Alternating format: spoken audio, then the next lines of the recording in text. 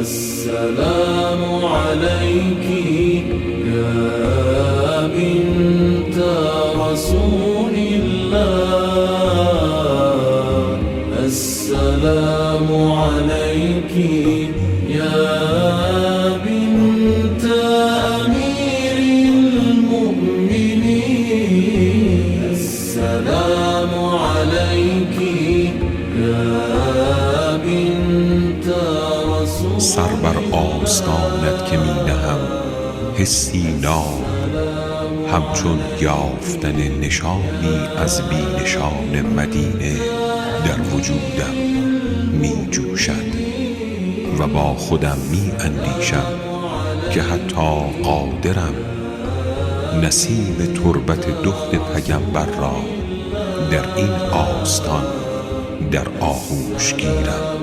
دلم داغدار بانوی بی نشان به سمتت می آید بانو، تا مگر نسیمی از کویش را در فراسوی فاصله ها استشمام کنم. پس می گویم سلام بر تو یا فاطمه معصومه که تو از تبار همان نور بی نشانی. السلام عليك يا بنت موسى بن جعفر. السلام عليك يا بنت موسى بن جعفر. يا فاطمة اشفعي لنا في الجنة. مرغد الامراهی قمی شود در حرم امن تو گمی شود. مرغد الامراهی قمی شود در حرم امن تو گمی شود.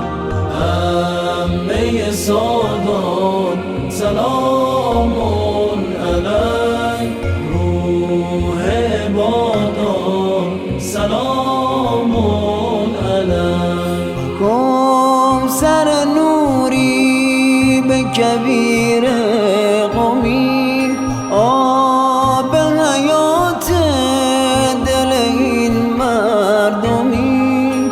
کوثر نوری به کبیر قمی، آب حیات دل این مردمی.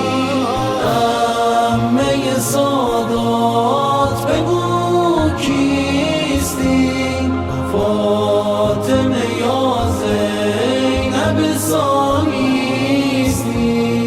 همه سادات بگو کیستی، فاطمه یا زینب ثانیستی.